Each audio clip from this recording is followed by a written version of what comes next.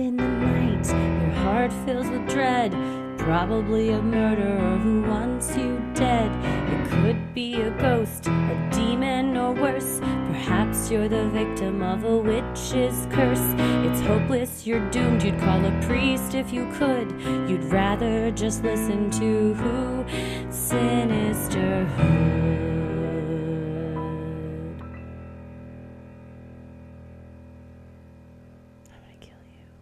Welcome to Freaky Friday. Ooh, where we tell your odd but true stories. We have all kinds of stories today that run the gamut. Good ones. Y'all are crushing it. You're doing great, guys. These are fantastic. And you're doing great experiencing, but not just having these experiences, but then conveying them to us. We love it. And I love just like I said, there's just true crime. There's alien. We have paranormal. We have all kinds of stuff. So thank you for sharing, and thank you for all of your lovely responses to the previous episodes. We had a lot of folks writing in on the Patreon Facebook group, on our Instagram, of what they thought that the EVP was. Yep. We got, hey, Sarah, Kim. Some people thought it was Kim. So and some people on Patreon did not even know that the submitter's name was Kim when they thought it was said that. So pretty strong case. Yeah, and Kim has confirmed that she it was a one and done deal with that app. More. Has a dog now. No more EVP. So yeah, that's fair. Yeah. I don't think I would either. I don't want to know. I don't want to know. Also, we had another update. Yes. What's fun about this is the people writing these also listen. So then when we have questions, then they answer our questions for us. The Moras on the Joe Pool Lake. She said, because she's a patron, she said, oh, I left out a very important detail. Her parents had called the cops because when it started getting to be nighttime, they were worried that the mom wasn't back for their little girl. So they were the ones that called the police. There it goes. And so, yeah, so that tied that up nicely. So but that also adds even more mystery to it because she did not come back. The police weren't there because, like we had thought, like, oh, maybe she got in trouble at the store. No, she just didn't come back. So hopefully they were reunited at some point. Yeah. But yeah, thank you for all the updates and for everybody listening and for all your wonderful feedback. And don't forget, if you have a story, go to sinisterhood.com/Freaky Friday and you can submit yours. We've got a lot of good ones, and we're going to start off with one called Alien Encounter from Jenny F.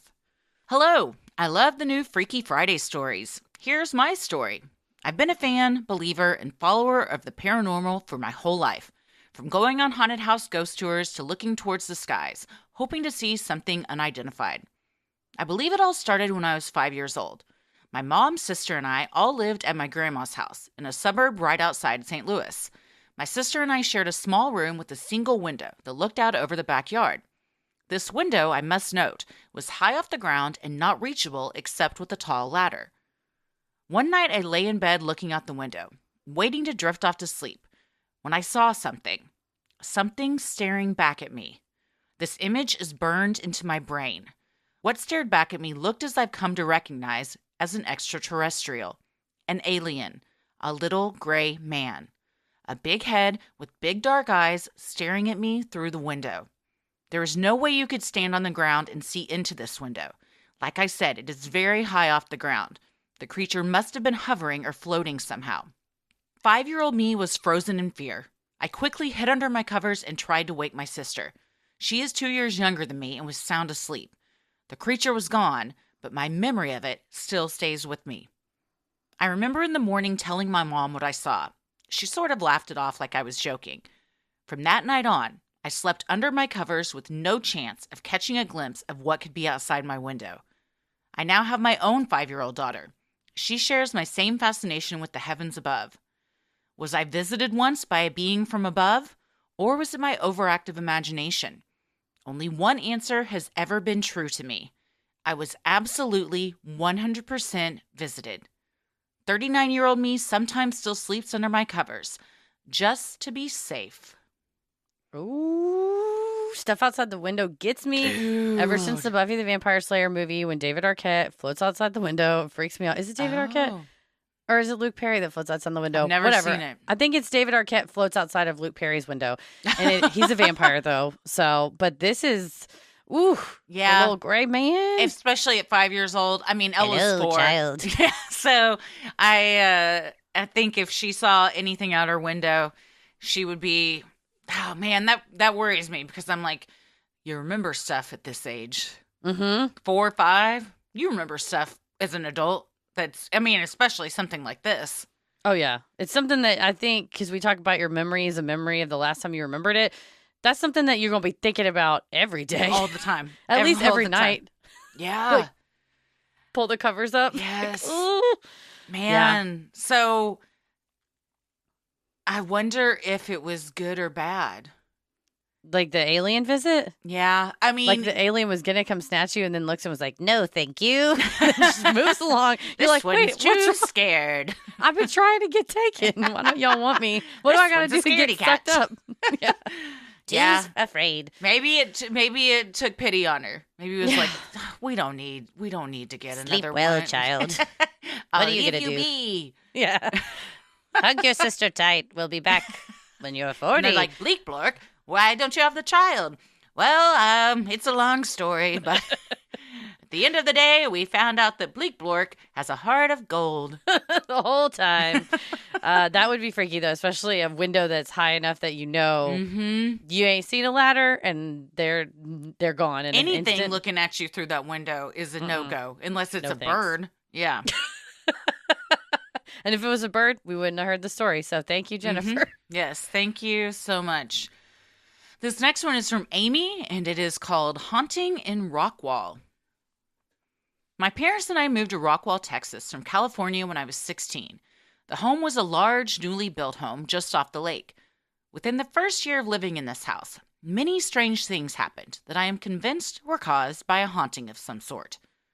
One of the best features was the gallery of windows that extended down 2 walls to provide lovely views of the backyard. These windows all had real wood blinds hanging on them, so they produced a bit more noise than a faux wood product if there was any wind coming through an open window.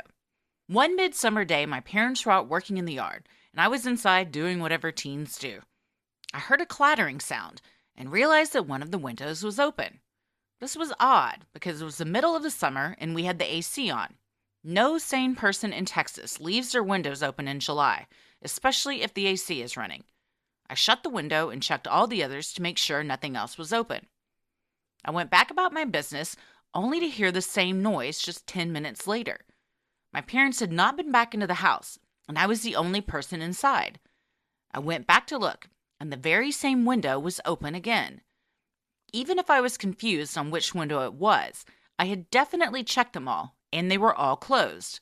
How on earth did this happen? I have no explanation. On another night, my dad was away on business and my mom and I were watching TV together. We heard a very loud thud up in the attic, like the sound of a very heavy box dropping from at least a few feet. After the thud, there was a dragging noise, as if someone was now dragging that box across the attic floor. My mom and I were both scared and unsure what to do. My dad was not there, so I built up my courage and went to check the attic.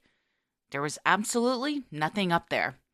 We did not have any boxes or heavy items, just some insulation and leftover wallpaper. Nothing that was in the attic could have produced that sound. There were other strange events. Posters in my room blowing up as if wind was hitting them when there was no wind, reclining furniture reclining on its own, things that could be explained away unless you were the witness and knew that there was no normal explanation. I never felt as though the ghostly presence in our house was dangerous or bad, but just that it was there and wanted its presence known. Decades later, I still firmly believe in our Rockwall ghost. Honestly, if I had a ghost that was open to my damn windows in July in Texas, that ghost would get exorcised. No, I'd be calling a priest ASAP. That's, immediately. Yeah, haunt me all you want, but don't be bringing the outside in July. Close it. No, Close it's the 120 degrees outside. What are you doing? Hell no. The attic box, I wonder if there was something in there and that the ghost took it with them somehow. I don't like the dragging part. Because honestly, Amy describes it as a box. I hear a body. Yeah, I was like, coffin? I to me it sounds like a body falls and then you're dragging a body across the floor. Something heavy, a loud thud. That could be a body. Yeah. I don't like a ghost that can, I think we talked about this before, that can rattle handles on doors or Mm-mm. bang on a door or Mm-mm. push a box or drag a box or body or whatever. To me, I'm like, that's too powerful. That's It's too much. powerful. Yeah, go back to flicking the lights on and off. Yeah, exactly. You I can mess I with don't want my that. cell phone or make my TV roll or whatever you want to do, but don't be knocking my shit over. And sure as shit, don't open my windows. You better Cardinal crank sin. that AC and keep those windows closed. Yeah, I thought ghosts were supposed to make it colder in your house. Right? That's fine. If you want to haunt my house, haunt it from like mid-April through like October. Yes. We're good to go. Yes. Yeah, especially like June through August. I would love a haunting. A couple Yeah, of them.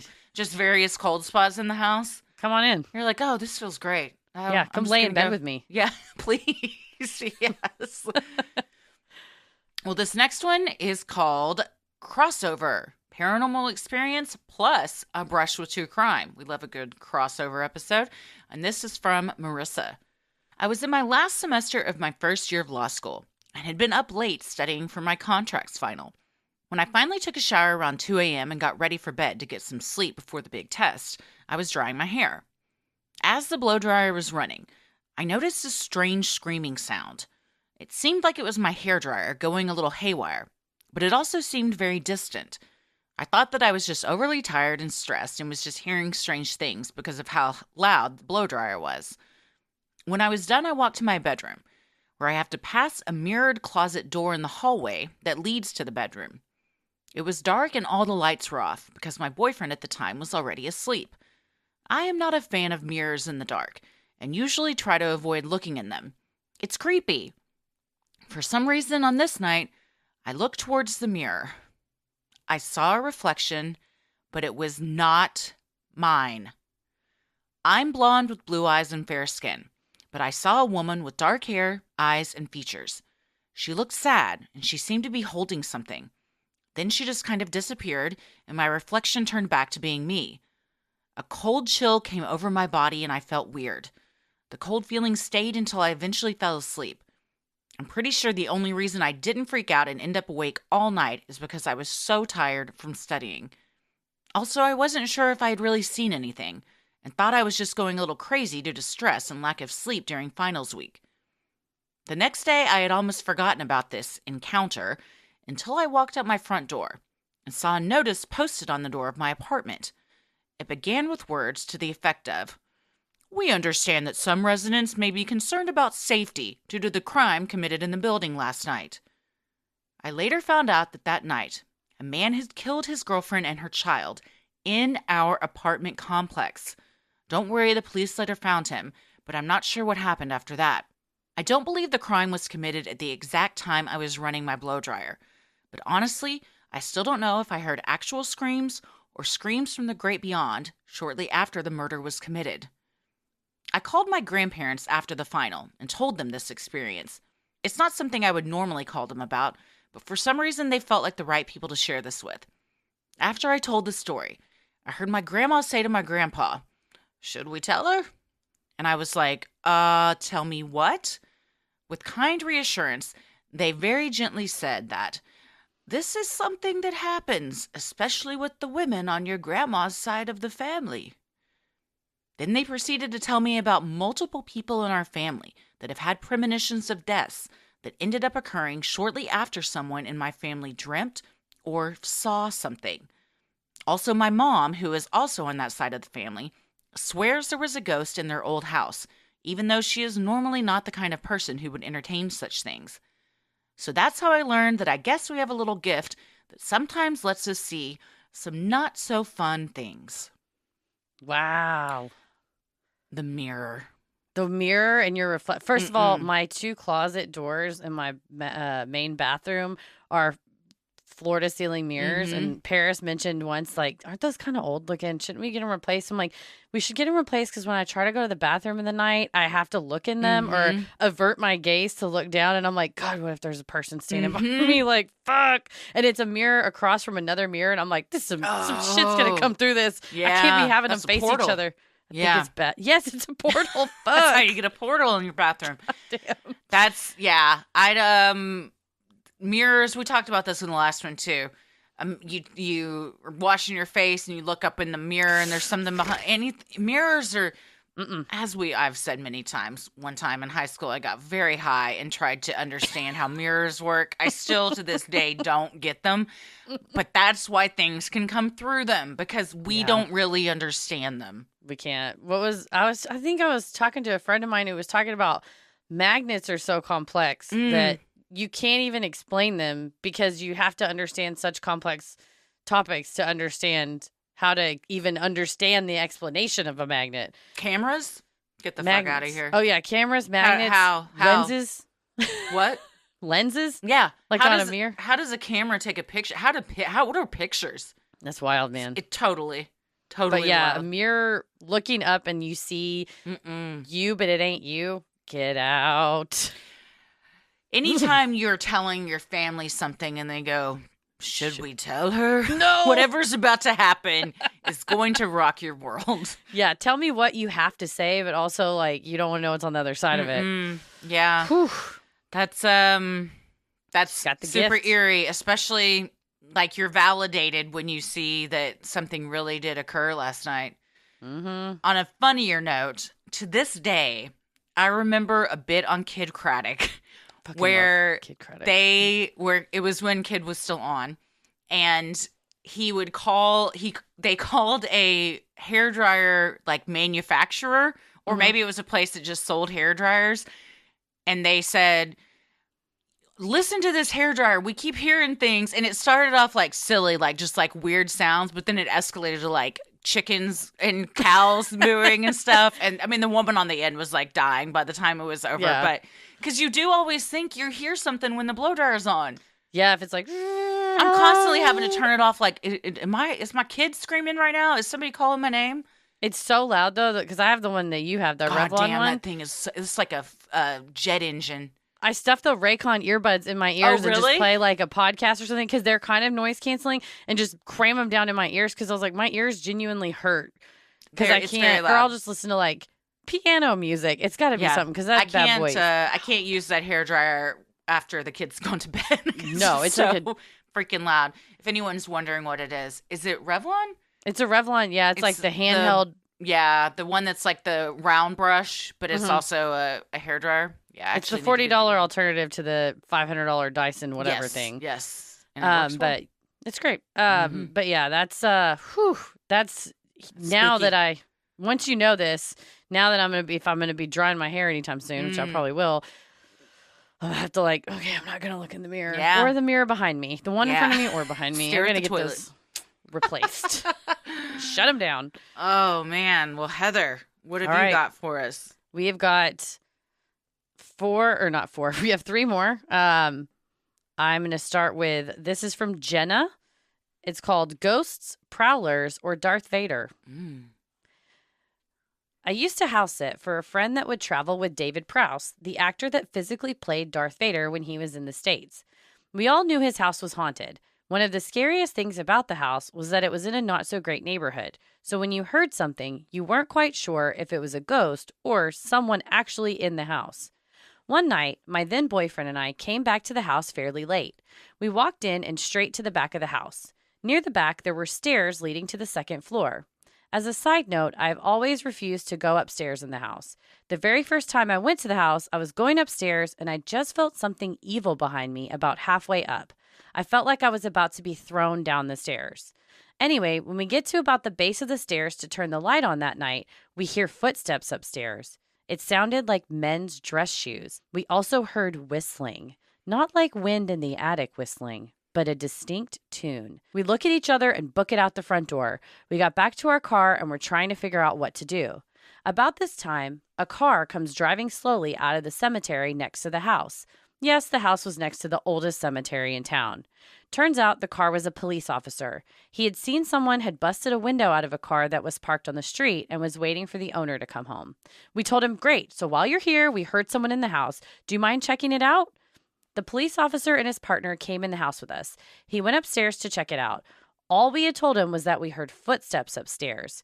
He came back down a few minutes later and said he didn't see anything. Before he left, he asked us, "Were you guys whistling while I was up there?" We weren't. After that, we did not spend the night in the house that night. I don't like whistling either. I don't like mirrors, and I don't like whistling. I think that the whistling is scary because it implies that the ghost has a mouth. Yeah, that's a good point. A functional I mouth. always find whistling to be a little too casual. Like someone's a little too comfortable in your home. Yes.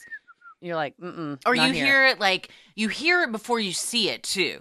So if you're like on a dark, deserted street and you just hear whistling, you're like, where's this coming from? And why is someone so happy-go-lucky to see me walk by myself up these stairs? Yep. He's like, oh, they're coming upstairs. Like, I don't like that. What I appreciate about this is that they did what you should do. You get the fuck out of there and you go to your car. You don't go up there and investigate. No. You go find a cop and you get them to come do it for you. Yes. They did everything. And then you don't stay there that night either. This is how you handle this. Movies, Hollywood, you don't do the opposite. No, 100%. Do it Jenna style because you leave out and you get the police. And when they go, there was some whistling up there, you'd be like, well, we ain't going to be in there. Bye. Yep. You're like, the hell out. Sorry, Darth, but we can't house sit for you anymore. Be like, somebody took over your house. It was a human. It was a ghost. I don't know, but don't worry. It's being watched. Not by me, but it's being watched. So, it is being watched by someone. So freaky. Well, thank you so much, Jenna. This next one we have is from Kate, and the subject line is saved by a lady and a tea bag. Hello from Canada. Back when I was 20, I was coming home in the morning after visiting a boyfriend who lived on the other side of the city.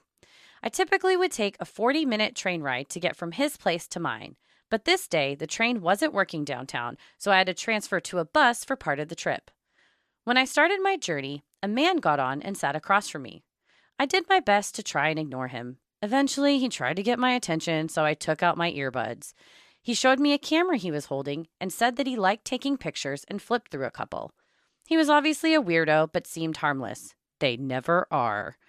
I just nodded and said, cool, and tried to go back to ignoring him.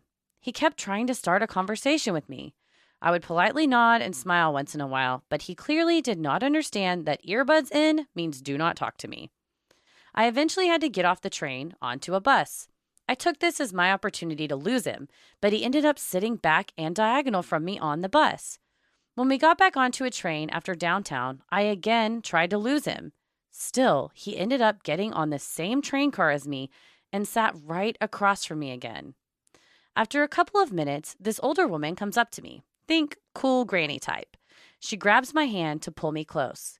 She says, I just wanted to tell you you're beautiful, as she slides something into my hand and goes back to her seat. I looked down and it was a Red Rose brand tea bag.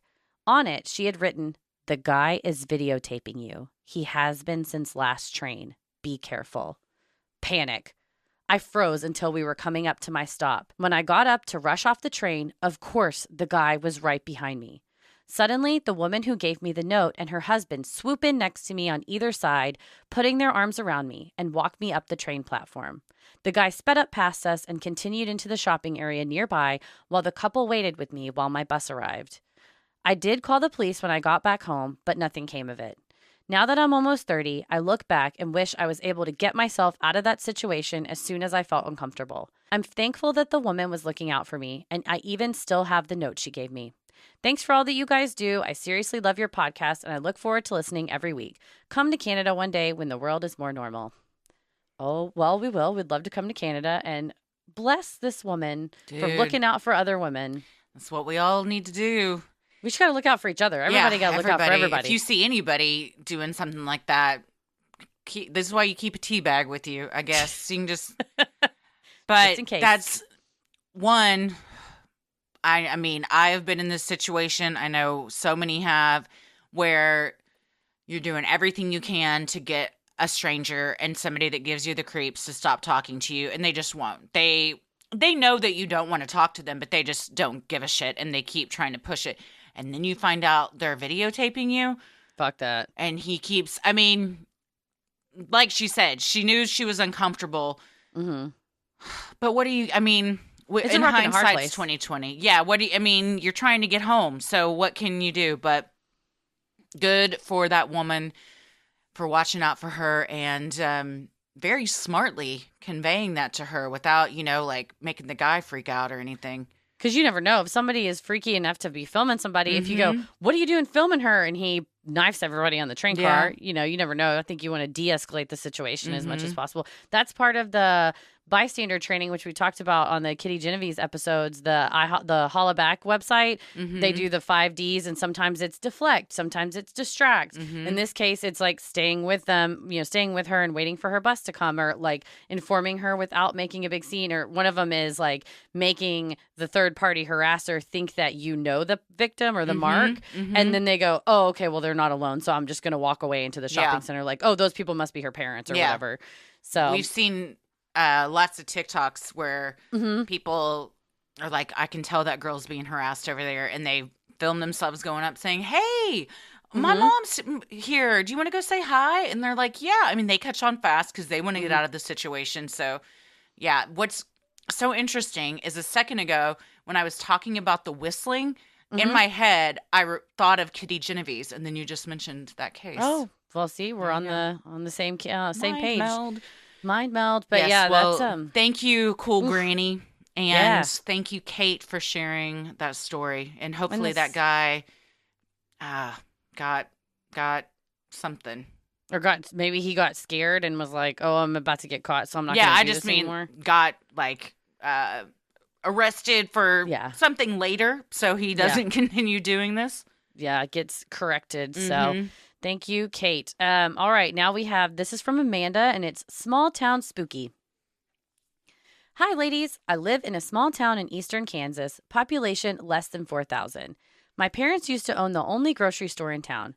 In the late 90s, the store underwent an expansion, which included a purchase of the residential property behind the building. The property, previously owned by a woman named Ray, was torn down to accommodate a new meat department. For years after the expansion, staff would experience strange things throughout the store. Machinery would turn on by itself or malfunction without reason. Orbs would be present in photos taken. Employees would get sudden whiffs of musky floral perfumes. And dimes or pennies would appear out of nowhere, sometimes even falling from nowhere right in front of us. All the employees at one point or another would have encounters. We were later told that Ray had passed away in her house prior to the purchase of the property. So every day we would greet Miss Ray. As long as we didn't sass, she didn't mess with us too much. The most eerie encounter happened on the day when our meat cutter went to work and found a balloon had drifted back into her department. It wasn't uncommon for the Mylar balloons to escape their net, but this specific balloon gave everyone goosebumps. It was an I'm sorry balloon with a picture of a dog in a doghouse. The caption read, I just want my house back. Shout out to my friend Randy for introducing me to your podcast. It definitely made the workday a little less terrible and my commutes a little more tolerable. Woo! We've had mirrors, whistling, and balloons. These are three tropes that are so creepy. I just want my house back. That's so sad. That's also sad, yeah. But yeah, but it's also having it's one thing if you smell a little perfume, you have a little, but you don't want the ghost to feel, or the spirit to feel displaced or like not appreciated. So I think that's a great idea to say, hi, Miss Ray. We're all happy to be here. Thank you for letting us have this land. We're a happy family grocery store. We're all a big balloons just get more and more agitated. It's like, I asked nicely. Just a frowny face emoji. Just a poop emoji balloon. Like, Miss Ray, now you getting wacky. But yeah, I think that's a clear message. I'm sorry of like, startling people. If you feel a presence, a sound, a penny flies at you or whatever, that's wild. You may be like, oh, I'm so scared. And then maybe Miss Ray feels bad that she startled y'all and just wanted to apologize. She just wants her house back. Man. Bless her. Well, thank you, Amanda, and to everyone that submitted your stories. We love reading them. They're legitimately entertaining for us to read and go through. So keep on submitting them, please. If you have an odd but true story, maybe you've encountered Bigfoot, you've seen a UFO, you had a brush with true crime, or you felt the presence of an otherworldly being, send them in at sinisterhood.com/Freaky Friday. We love providing Sinisterhood to you at no cost, so if you like what you hear, consider supporting the show by donating to our Patreon. We're a small operation, creating the show for you by researching, writing, recording, and producing it ourselves. Any amount is sincerely appreciated and helps offset the cost of making and hosting the show. As a thank you, you'll also get some sweet perks like ad-free episodes, a Sinisterhood sticker, membership to our exclusive Patreon Facebook group for the Ruling the Airwaves and Getting Into It tier, a special shout-out on the show, a monthly bonus mini-sode, which the previous one was an update on the Murdoch cases out of South Carolina, and upcoming we have one on Selkies, the mythological creatures. And there's also patron-exclusive video and audio content, including Am I the Asshole, relationship advice, Judge Christie, Dear Sinisterhood, or Dear Sinister, Weddit drama, true crime headlines, and more. You also have the fun perk of access to our Discord server, where you can connect with other fans in real time and discuss the latest in true crime, share personal ghost stories, or just post adorable pictures of your pets. We hop on occasionally, and we host monthly Q&As on Crowdcast, where you can ask us all your burning questions. For patrons not in the U.S., you have the option to pay in pounds or euros, saving you the cost of the conversion fee. Annual memberships for all tiers are also available. Those that select this option will be rewarded with a free month of membership. For more details on all of this and specific member tiers, visit Sinisterhood.com and click Patreon on the top banner. So many of you have been tagging us in pictures of you supporting your sweet Sinisterhood merch.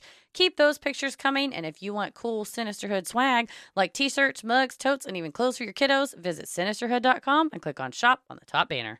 The best thing you can do to help us grow is like, review, and subscribe on Apple Podcasts, Spotify, or wherever you listen to your podcast. And please tell a friend who you think would like us to check us out. It means so much to us and really helps podcasts like us get more exposure. You can follow us on Instagram and Twitter at SinisterhoodPod. Like us on Facebook at Sinisterhood. We also have a TikTok now, Sinisterhood Podcast, and we're on YouTube as well. So follow us all there. Christy, where are you at on the World Wide Web? I am on Instagram at Christy M. Wallace and on Twitter and TikTok at Christy or GTFO. Heather? I am on Twitter at MCK versus the World and on Instagram and TikTok at Heather versus the World. As always, the devil rules the airwaves. Keep it creepy.